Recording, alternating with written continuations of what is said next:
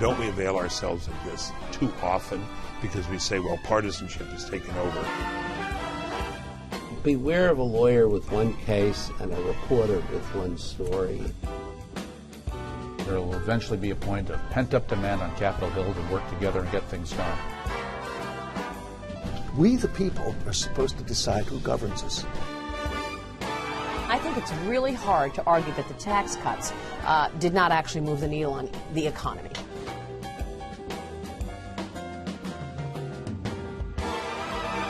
Okay, long pause there. Long pause. And I paused for a minute whether I should open that door, but Sure, we'll all run through it.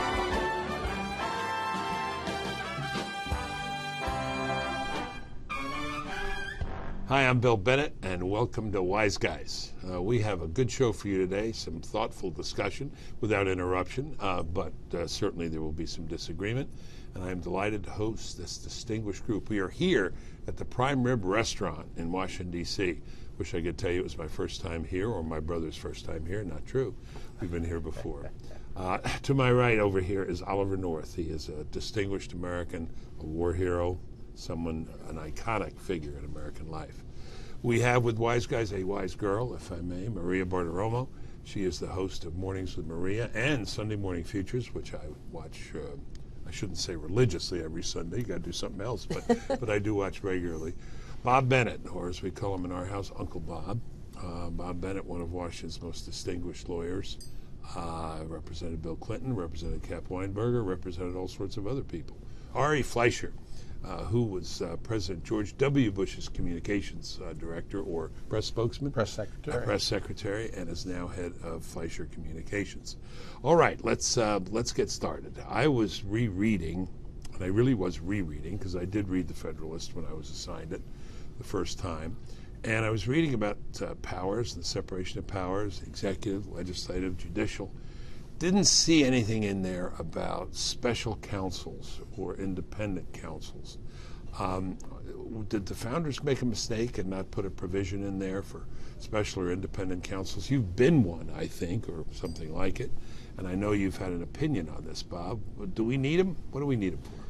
well, I think first of all there's a real difference between independent counsels and special counsels. I do think we need a special counsel when the investigation involves the highest levels of government. It's something that I think is essential, but it's unfortunate that we ever need them because you give so much power to one individual.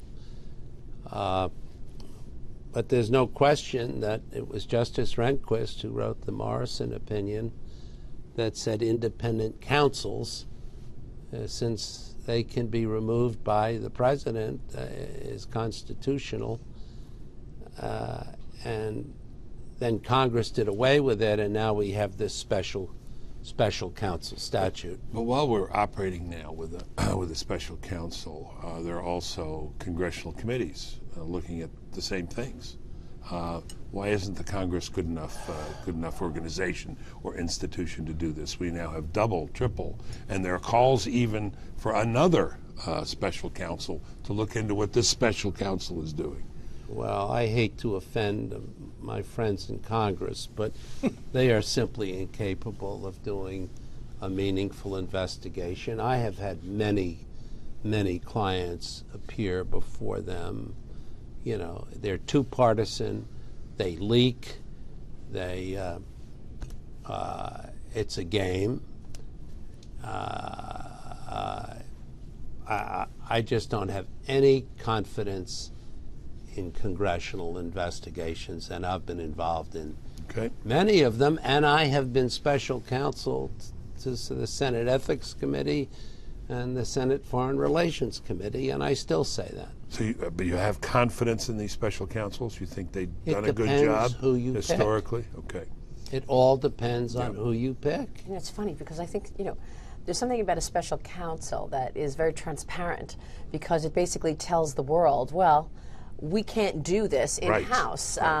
Forget about the 93 U.S. attorneys that could have done it, or the tens 1,000 lawyers that you have at the Justice Department. They can't do it either. You've got to get somebody from the outside to actually investigate.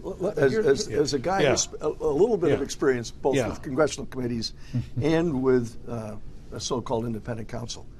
Absolutely Not right. as an independent counsel and not as a congressional investigator, but being on the receiving end. Exactly. Yes, sir. Yeah. And absolutely right. There's nothing in the Federalist Papers or this wonderful document to which I took an oath to support and defend with my body if I had the to. Constitution. Constitution of the United States.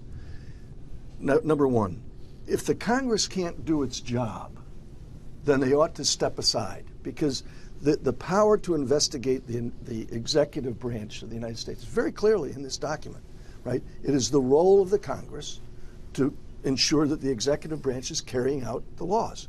Therefore, you don't need somebody from outside to come in with unfettered power. Yes. But Yes. there's an important starting point we aren't addressing, and the reason that you have what's now a special counsel is because of ethical considerations, and that's important. A special counsel is triggered when the top people of justice make the determination, in this case the Attorney General, that he is involved in the allegations in one way or another, and therefore he must recuse, which is a proper and wise ethical act for an Attorney General to follow. That then triggers a whole separate series of events, is what happened here. Now, It's the what audience happened say, here, excuse me. here involving the Trump but investigation, the- the collusion charges, Bob Mueller. But the let me appointment- separate go ahead. something. Independent counsel is no longer the law of the land, as opposed to special counsel. Right. And the difference is simple. Independent counsels were accountable to no one. They were truly independent. That was a law that expired. Democrats and Republicans were both sick of it. Law expired. So you have special counsel. A special counsel is reporting to the Department of Justice. It is a difference. Independent was fully independent. Special counsel, as we saw when Bob Mueller made his indictments of the Russians the other month, that has to be approved by the Department of Justice, main justice. And so special reports to justice, independent, never did. Also, he's picked by the Attorney General or his delegate, whereas the independent counsel was picked by a three-judge court, which sort of really gets you in this separation of powers. There's one problem. This is the last thing I'll say about this. While I think it's essential, such as in the current case, you know, beware of a lawyer with one case and a reporter with one story. And the idea that the whole law enforcement machinery is being handled by a person, directed towards a person, is pretty scary. When I was a federal prosecutor, I had 150 cases. And I'm not just saying this because I am an admirer of Colonel North. I never would have prosecuted him in 100 years. But you put somebody in that position with that one case, I'll tell you, it's a scary thing. But isn't there an issue? Look, I'm surrounded by very bright people here.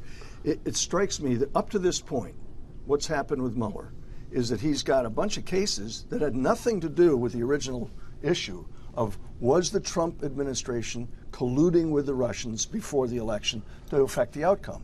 And thus far, I think the American people look at it and say, there's nothing there. Well, this is the risk of a special counsel law, that every nail needs a hammer. And they start to look everything, everywhere, and they stray from their original mission. Because On the other they're hand, if you are an investigator and you do find evidence of wrongdoing, do you just look the other way because your original charge had nothing to do with what you just found? That's a hard call for a counsel to make. Would a U.S. attorney have started a case on, let's use any one of the people who've pled guilty thus far? Would he have started a case on that, given the focus he was supposed to have on what the Russians were doing in this country? Fair when question. you look at what the Russians have been doing, that's the real issue. Right. And the Russians are still doing it. But he's investigating people. And when you're investigating There you go. specific people, you're Yeah. going to find out things in those specific people's lives. And it has nothing to do with any collusion. Absolutely right. And Right, well, they therefore- write that right into But the assignment that if he finds anything else, look at my client, President Clinton. Yeah. They found other things. Okay, long pause there. Long pause. I paused for a minute in this group whether I should open that door, but Sure, open it up. but We'll all run through it. Kenneth Starr's mandate was not initially It's Whitewater. Monica Lewinsky Sure. and all the other things. Right. Sure. So that's just But the way isn't- it is.